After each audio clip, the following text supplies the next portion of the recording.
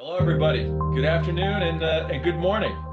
And thank you for attending today's Presidio C-Suite Perspective discussion with our special guest, Chuck Robbins, CEO of Cisco.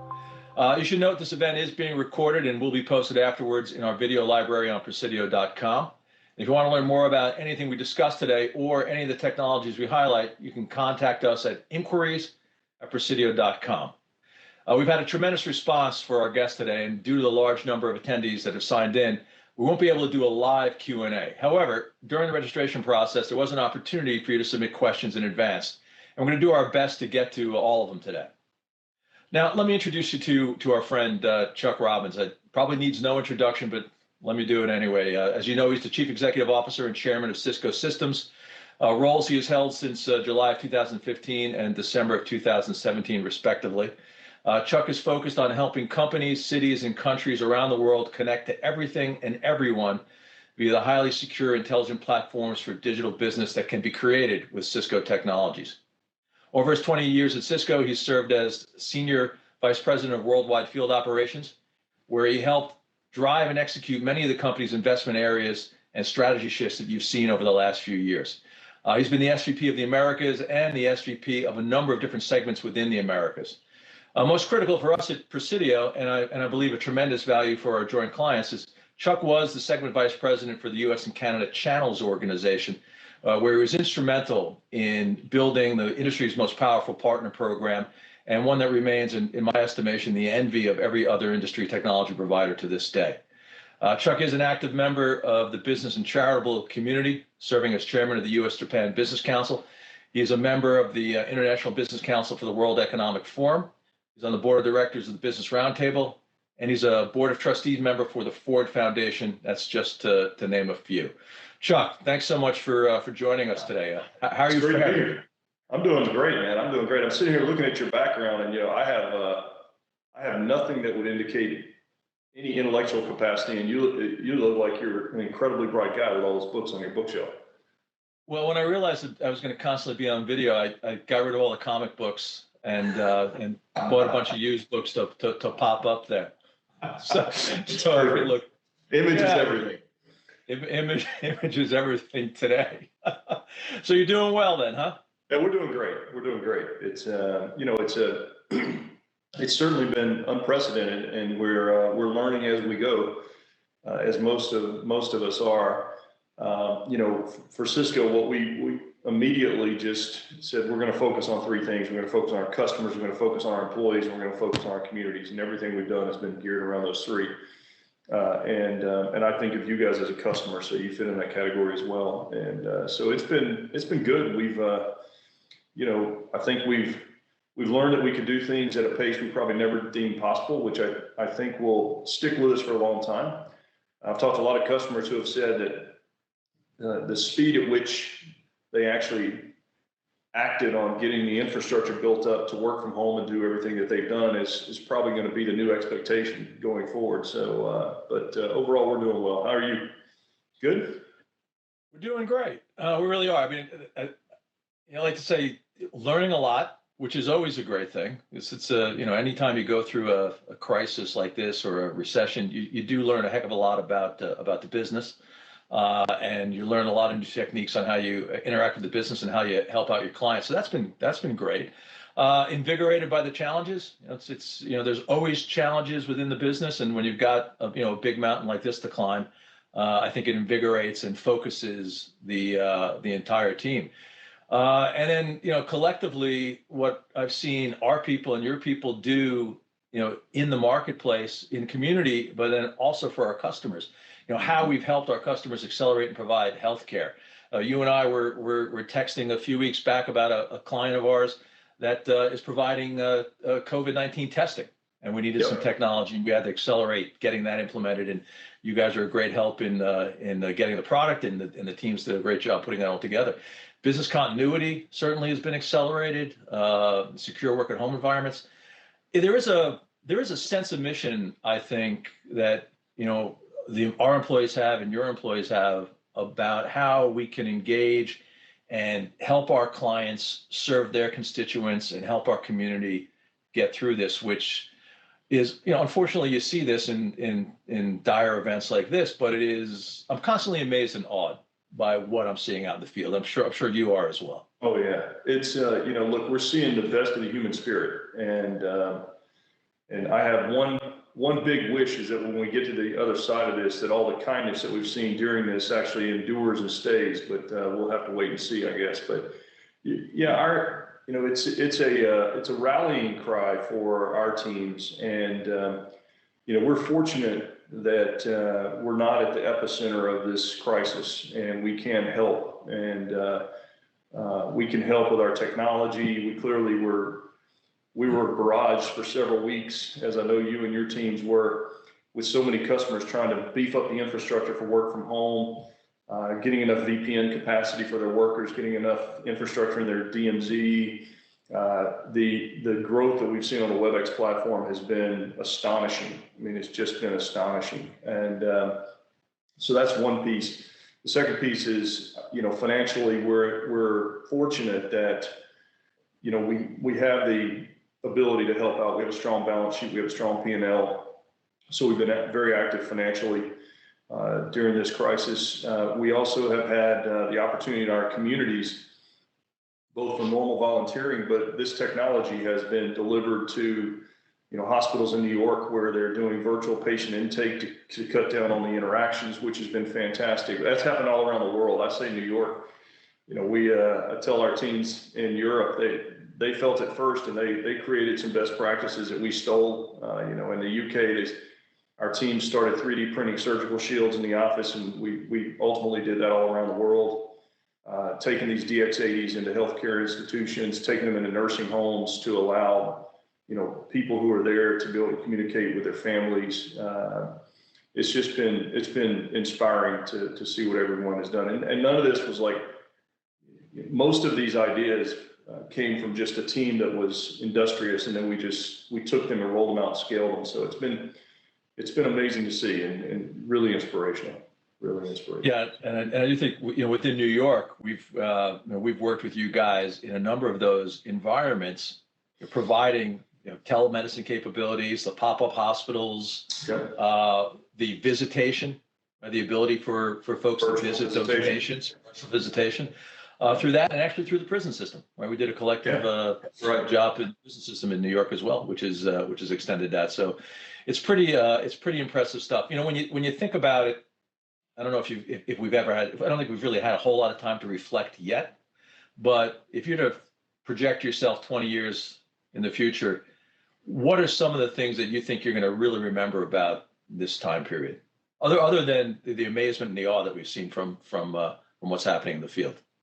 Probably the first thing I'll remember is that I was with my wife for however many days this ultimately is, and she didn't kill me. So that's a good thing,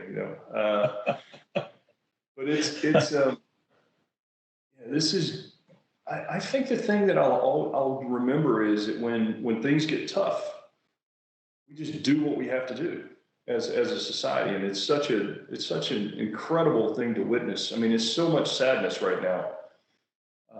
And there's such a feeling of helplessness, and so I think that looking back, I'll probably remember the pride that I feel both in what we've done, what our partners have done, and what, frankly, just human beings in general. I mean, what we've done is nothing compared to those workers that are showing up in those hospitals every day. I mean, they're the heroes, and and to the extent we can help them, or those people who have had their incomes have gone to zero, and they're trying to figure out how they're going to eat, and so our ability to help and donate money to those causes, and the pride in people coming together and really trying to solve this thing, and the global scale of it. Right, we've had crises in the past since I've been working. I mean, we've had the ones that are off the top of my head. Obviously, the .com meltdown we were at the epicenter of, but that was a very specific issue. We had the financial crisis, which was global, but somewhat it was not isolated to the financial industry because consumers all around the world were impacted. but the scale and the global consistency with which this pandemic has attacked society is just something you can only imagine in a movie up until now. In fact, I mean, that's the only place people have imagined it. So I think that the scale of this thing, the speed, the power, and at the same time, the pride and what humans have done to try to actually deal with it. Yeah. Now, so I know you're in a quiet period, so if there are questions that I ask that you can't answer, just feel free. But when you do think ahead to the arc of this cycle, if you will, what are the green shoots that you're going to be looking for that give you some leading indicators that we're starting to hit the upturn? Yeah. Well, I think one of the things that we believe, we've been doing a lot of work on understanding what the post-COVID implications are on our customers. And the answer to your question is not a straightforward one, because I think different industries are going to experience this downturn in different ways, right? In fact, we believe there's industries that are going to go through a deep U, as we listen to CNBC every day talk about, is it a V, is it a U, is it an L, I don't know what all, W, I mean, they go on and on, but there are industries that are going to be, in a deep U. There are some industries that'll be a shallow V, some industries that'll be a deep V, and really understanding those, and then thinking through what are the key technology solutions that they're going to be looking for based on where they are. I mean, you can obviously see that the hospitality industry, air travel, hotels, they're gonna struggle for a while, which we put out as many of our peers have some really aggressive extended financing programs to help those customers. You've got other industries like consumer packaged goods that are with all of the pantry stuffing going on. The toilet paper companies clearly are doing very well right now. But I think those are they're going to continue to add capacity. Financials are going to continue, I think, to build out capacity.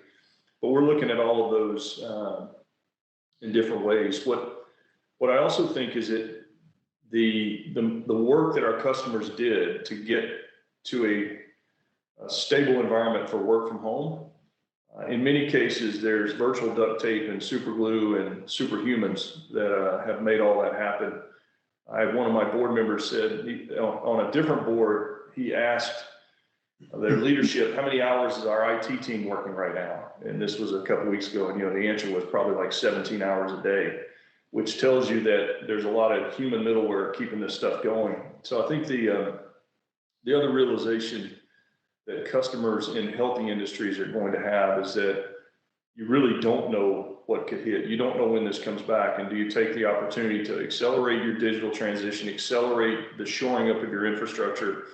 We've been sweating assets. We have equipment in there that's not supported anymore. We have equipment that frankly has probably lots of cybersecurity risk because it's so old. And I think customers are going to need to step back and really try to figure out how do I harden my technology architecture so that I'm better prepared in the future. Does this just accelerate that journey that we were already on, or does it impose some new challenges or new requirements?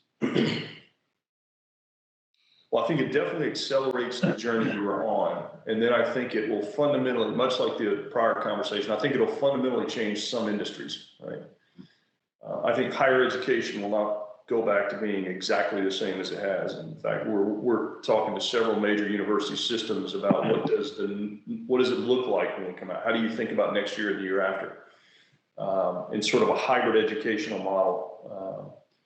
And I think healthcare, there are probably some positives that will come out of this for healthcare. I think we will embrace telehealth finally, and we'll probably address the regulatory issues that have been the predominant, block keeping us from doing it. The technology hasn't been the issue, and I think the way this is rolled out will lead healthcare to transform rapidly to be able to deal with these things more effectively in the future. I think those are definite. I think that the other thing that's been well documented and spoken about is, what does it do to commercial real estate footprints? How do companies think about, how their employees work. And I think you're going to end up with some employees that are going to find that working from home actually is the answer for them, and their jobs allow them to do it, and they're going to do that. And there are other people who are like, I need to be in the office. And we have employees that do need to be in the office. And then we'll have some that'll work a hybrid model. And so what does that do to to the real estate footprint that customers need? How does that change the technology that you need in your home? So I think there's a lot of things that are going to be different as we go forward. Yeah, it's interesting. The first two examples you cited, education and healthcare, telemedicine. It's interesting if the way that we can apply that technology, perhaps more distributed learning in the educational environment, obviously telemedicine, if the societal impact is also making both of those more economically available to a larger group of people because of technology. So that would be a terrific outcome if that comes to pass. It works both ways, actually. I think in the education space, I think it is double-edged because you can deliver the learning experience to people who otherwise could not have it by technology. In some cases, particularly in the K-12 space, you also have the opposite, which are lower income families might not have the bandwidth or the technology at home to actually participate. So there's an element of the inequality in the world and in our country that has been highlighted and exacerbated. And so I'm of the mindset that the K through 12 community will want to get back in the classroom. I find those teachers don't really enjoy teaching this way. I mean, can you imagine trying to connect with a 7-year-old? Like the way they do. The teachers, I think has been fantastic. When they're all in the same room. I know, but boy, do we love the teachers today. There's so many great things that you've seen, as we were talking about earlier, and parents have either a new or a renewed appreciation for the teachers that show up every day. But I think in the higher ed space, I think you're right. I think they'll move to a hybrid model over time. Is probably what it'll end up being, and it will give access to students that otherwise may not have been able to, or they were put into an online version of education as opposed to a hybrid model where they can participate in some of the same discussions that are going on in the classroom. Yeah. So your business, obviously, there's been business implications to the crisis. What are some of the methodologies or techniques or even metrics that you've had to look harder at or you had to change as you moved into this environment?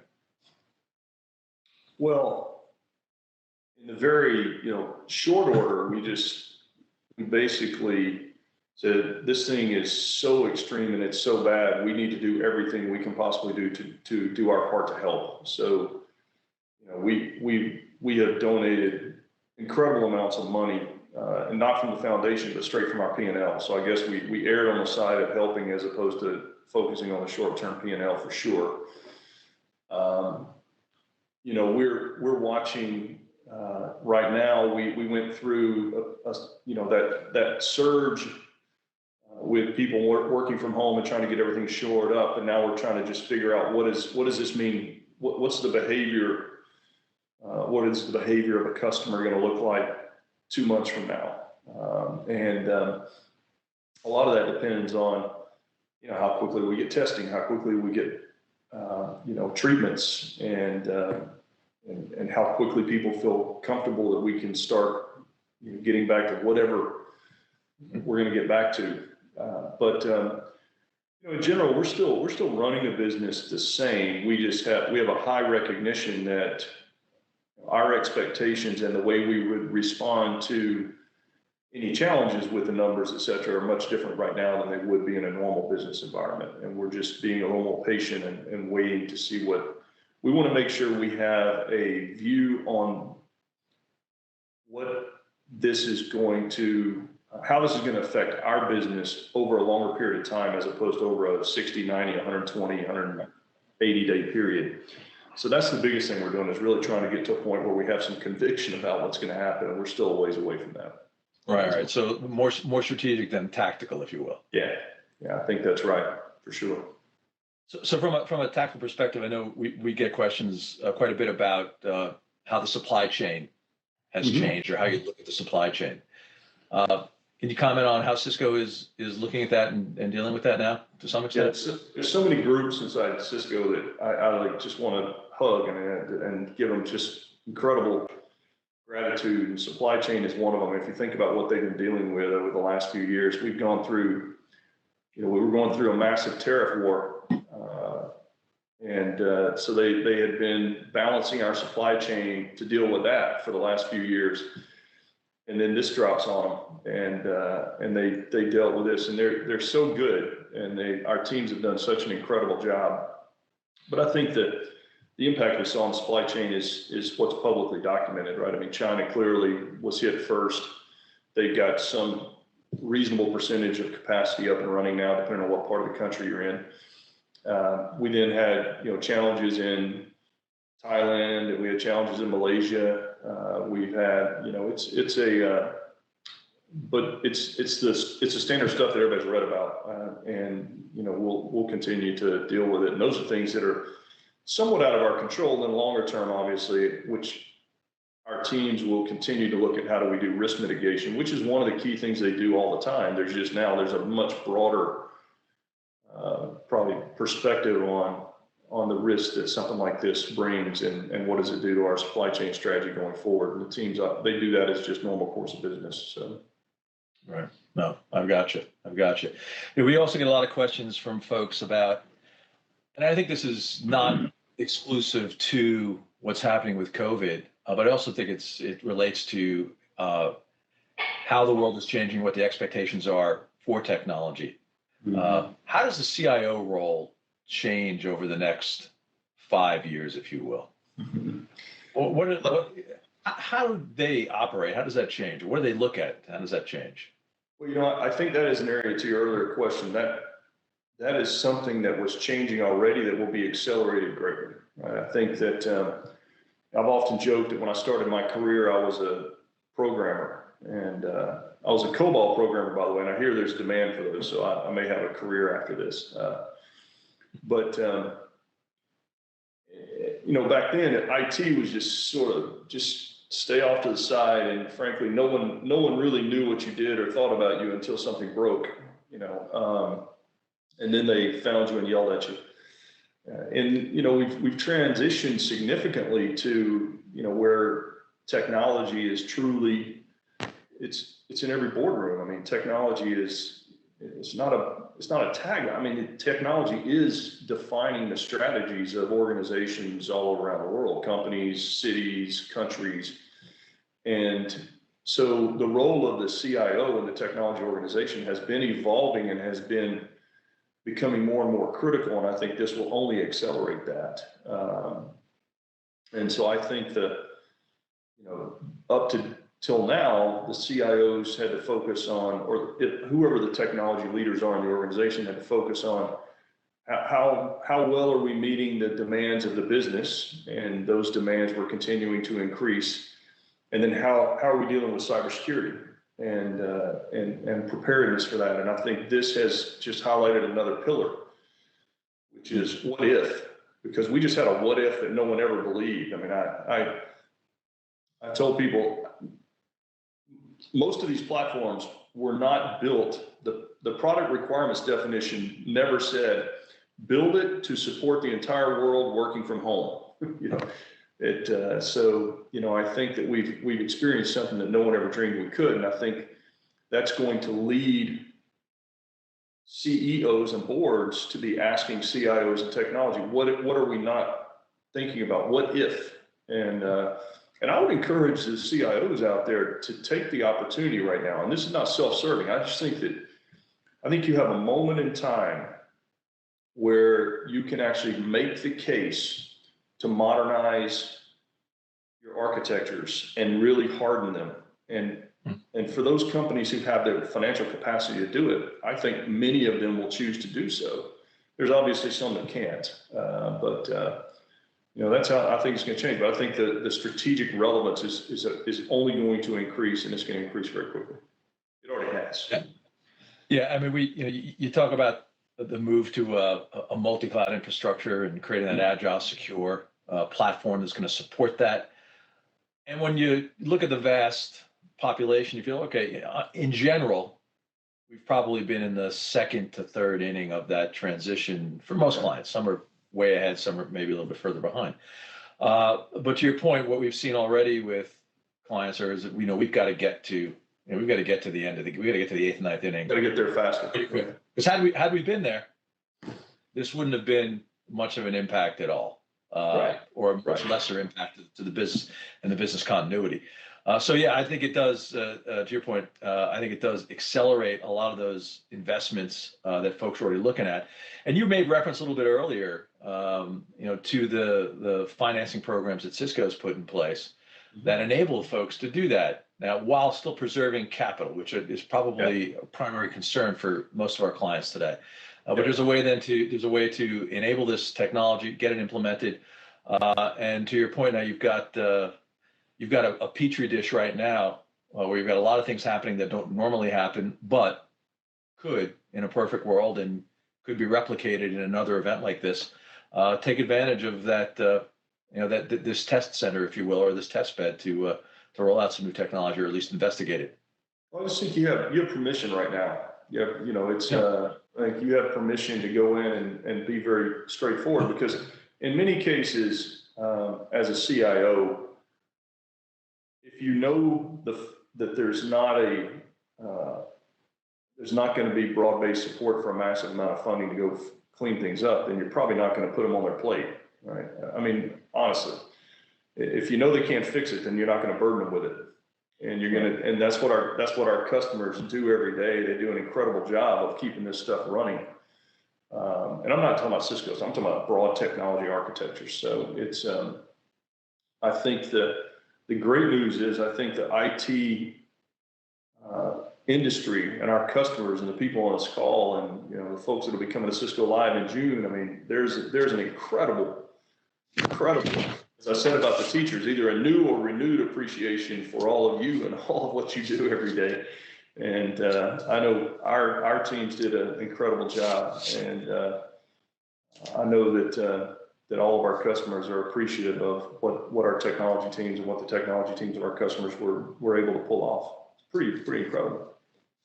Yeah, it is. It's absolutely amazing at times. And you're right. It's 17-plus-hour days for a lot of folks on our engineering team and in our logistics centers and et cetera. So, one of the other things that I think a lot of people have been challenged with, and I think there's kind of phases throughout this, is how are you keeping your people motivated and engaged? Now, you were referencing, whether it's a V or a U or a W, we were referencing other recessions in the past. This behaves somewhat differently because everybody's in a bit of a limbo state, right? When can we go back to the office? When's the world going to open up again? And you've had that rush of I guess involvement, if you will, around creating these work at home environments for folks and healthcare environment and et cetera. And now folks it's like, all right, we've got steady state business, right?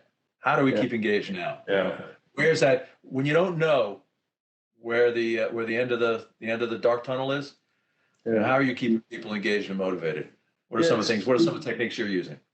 It's a great question. I think that you have to first understand that this has put incredible stress on people and families, and it's broad based. You have people who are now working from home with small children that aren't going to school. You have people working from home that are taking care of elderly parents, and they've lost their ability to bring healthcare workers into the home because of fear. I mean, my parents are actually in that boat right now where we've had to say no. So, and then you have people who are by themselves, and that isolation can create a lot of stress and a lot of, so there's a big focus on engaging our employees right now. And we had something called the Cisco Beat that we did once a month before this happened. And we've done it since I became CEO. And it was an hour once a month, and we literally would go on video 30, 40,000 people. And we'd go through some business topics, we'd have a little fun, and then we do open Q&A. And what we've now done is we're doing that weekly virtually. We just did it this morning, and we had over 20,000 connections. And then we posted, and people go back and look at it live. We've had, I think, up to 30,000 on one of them. And it's a combination of business update on things that are going on. We're bringing in some fun guests just to have fun with the team. And then we have medical professionals and mental health professionals on the call as well, so that our employees can ask questions. And so we've had, on the fun side, like a couple of weeks ago, I had Charles Kelly, who's the lead male vocalist for Lady Antebellum, came on and sang a couple of tunes for the group. And we've had, today we had Chris O'Donnell, the actor, was on. He was a friend of mine, and he came on and talked to just to entertain, just had a fun conversation. But then the teams get into, and we have one of our business leaders that really talk about aspects of our business during this time and what we see happening. And then we spend, they're an hour and 15 minutes, and we spend probably 45 minutes of it just doing full-blown Q&A from the folks out there. And it's meaningful, because when you have these doctors who are on the call, they can ask questions. And early on, the questions were very much about what's going on, what is it, how do I think about it. There was a whole issue of, should we wear masks? That's sort of behind us now, but that was sort of a topic du jour on one of them. Now we're all about testing and therapeutics, and where are we and how do we get those, and how. So it's great to have the doctors on. There's discussion around mental health. And there's some incredible inspirational stuff that gets shared on these. We had an employee who got married over WebEx a couple of weeks. It's incredible. Their parents actually joined over WebEx. They went ahead and did it. They were in their backyard. We had funeral services taking place over it, unfortunately, and we've had certainly employees who have had or have the virus now, as many of us do. I think that given the prevalence, everybody's been impacted. We've had employees who have lost, we had an employee who lost both parents in 48 hours. And so it's an opportunity. You can see in the chat sessions when this is happening, and they'll open up, and then they get this virtual hug. And it's just been really great.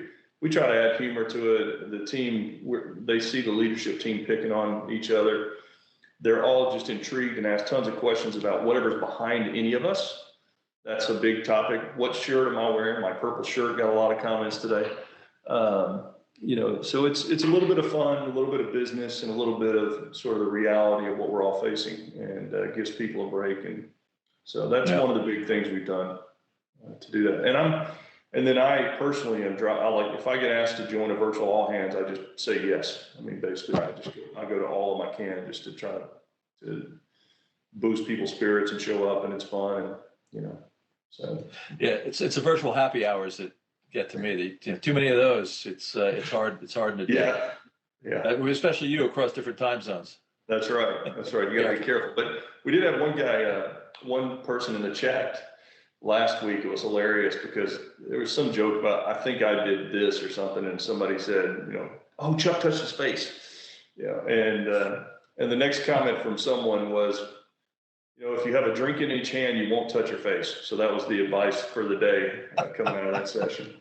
Sound medical advice. It's sound medical advice right now, for sure. That's awesome. That is terrific. When you're all the things we're talking about, really are, I would imagine, just extensions of the culture that you've already created in the business, and it's just highlighting those elements. Is that what you're finding? 'Cause that's what we're finding here at Presidio. Yeah. Elements around teamwork and caring about each other and compassion, and focus on creating great outcomes for clients. All that just seems to get really accentuated in an environment like this. Are you finding that as well? Yeah, this pandemic has shined a spotlight on your culture one way or the other. And good or bad. Yeah. And so whatever you were has been just accelerated. And I think that, because I see comments about some of our employees whose spouse or partner or friend or someone works for another company, and they're talking about how they're getting nothing. They're not getting any, they might get an occasional email. So I do think that, and I think that whatever you were doing going in has just been accelerated. Yeah. I mean, we're finding, to your point, communication, constant communication, Yep. even oversharing to a degree if you have to, and transparency. Yep. Certainly have been, I think, some of the solid elements that people have responded to, because you're not in the office, right? You don't have that water cooler anymore that you might have had. You don't have that interaction with people in the office, and so you can feel alone out there after a while, even though you're working every day. It's the authenticity is big and super important, and seeing the human side of people right now matters. And so we stumbled into this weekly thing, honestly, because early on today was our 9th one in a row. So we've done this for 9 straight weeks. And early on, we just said, hey, wouldn't it be great if we got these doctors on a call and let our employees ask questions? And that was the original intent that started it. But I think seeing, the leadership team, we pick on each other, we joke with each other. And again, seeing people in their homes, I think is obviously had people love that. And we have to remind some of our leaders that, let's say if you're a manager, I've told them it's not a time to be a manager, it's time to be a leader and time to be a human being, because you may have people working for you who have small children and they actually don't understand your work schedule, and they are going to need a parent when they need the parent. And if it doesn't fit when you want to have a meeting with your employee, then you need to postpone the meeting with the employee, and that's just life. So and if you don't have kids, you don't get that, right? And so we're trying to reinforce those kinds of messages and try to help. And some of our employees have expressed concerns because they're actually working longer hours. We hear that too. We're hearing that. Yeah, you don't have that transition from the office, right? You don't have that. I'm getting in my car now, and you're always on. Everybody's always on, but there's still a clear delineation between when I'm in the office and when I'm sort of not. And so we're trying to ensure that there's some balance there and give people some ideas. We're trying to encourage people, get exercise, get out. Block time on your schedule at 3 PM and go for a walk. Whatever you need to do to just keep yourself sane through this whole thing. Well, hopefully you guys have had the weather to do that. It's been absolutely horrible here in the Northeast. It was 30-mile-an-hour winds and raining all day today, and it's been most of the week. So we haven't been able to get outside. So I'm about ready to just run around in the rain just to get out. So I guess the next phase of this for a lot of businesses are, when do you get back to work? And you made the point earlier, we don't really know what the new normal looks like, right? But there is some sort of transition and some time period where states are going to be opening up, right? You were just in Atlanta, and so Georgia has begun to open up. Mm-hmm. We're talking right now about those offices in states that are officially opening up. What's our process? Obviously around PPE and temperature, taking temperatures and taking precautions, and also not requiring people to go into the office just because it's open. So how have you guys been thinking about it? How do you think some of the businesses here on the call with us should be thinking about how they start re-entering what may be the new normal? Yeah, I think first of all, if you think you're going to build one playbook, depending on your geography, you're wrong. I mean, you can, at a high level, you can say, here's what we're going to look at, but the reality is there's going to be dynamic variables in the middle of this all along the way that we're going to have to react to. So we've told, look, we're not going to have, it won't be one strategy around the world or even around the United States. It won't be one timing. It'll be tied to government regulations on when they say we can. It'll be done in the context of listening to the medical experts and what they believe, and we'll focus on the safety of our employees. We do have workers that we need to have in the office, and we've had people who have been in the office through this, and we have workers that we need to get back into the offices because they're delivering on. Our engineering teams prefer to be working together with whiteboards, et cetera, than to be distributed like this. So we're just telling them, but then you have people that have immunodeficiencies that you're going to have to think through, those situations. You're going to have all those unique side situations. You're going to have people who are just fundamentally scared to go back. And so it's just not going to be a straight line. And we're doing all the things that everybody's doing in our offices. I mean, we're putting big X's on desks to keep people from sitting next to each other. We're taking, handsets out of shared space, phone sets, and telling people use a cell phone or use your mobile, just so you can minimize the common areas will be sort of cordoned off, no conference rooms. I mean, all the increased cleaning schedules, all those things.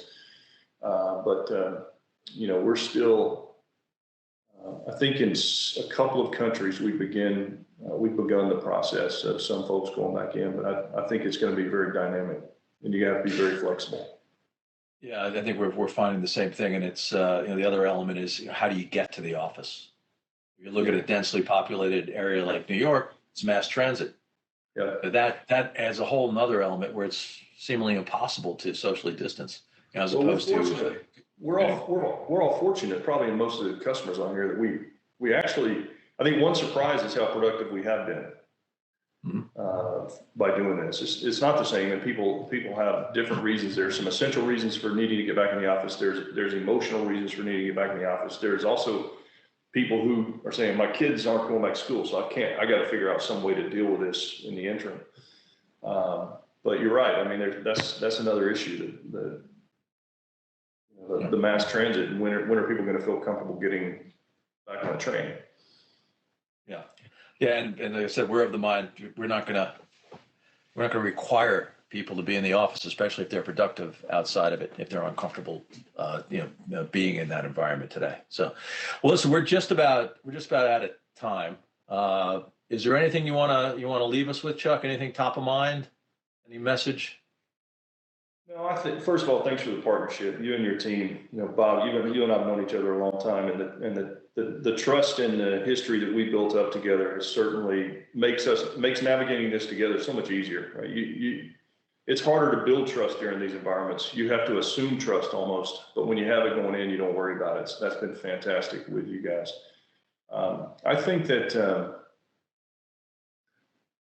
the thing I would say is that for all of us, for those customers who have strong businesses, number one order bit should be employees and communities right now, and your customers, obviously. But I think just focusing on how we all get through this, and if we could all I just hope everybody decides that this level of kindness that exists out there right now perseveres once this is over. That's my ultimate wish. So we'll see. Well, we all have a part in that, so yeah, we'll be mindful of it. I really appreciate it, Chuck. Thanks for carving this time out. I know it's a crazy time for everybody. Thanks for joining us. Thanks for having me. Take care. Listen, I want to thank Chuck Robbins for joining us today. That concludes our discussion. As previously mentioned, a recording of this event will be accessible on the Presidio.com website. And we encourage you to further connect with us at inquiries@presidio.com. Next week, we're continuing the series conversation with John Chambers, the CEO of JC2 Ventures.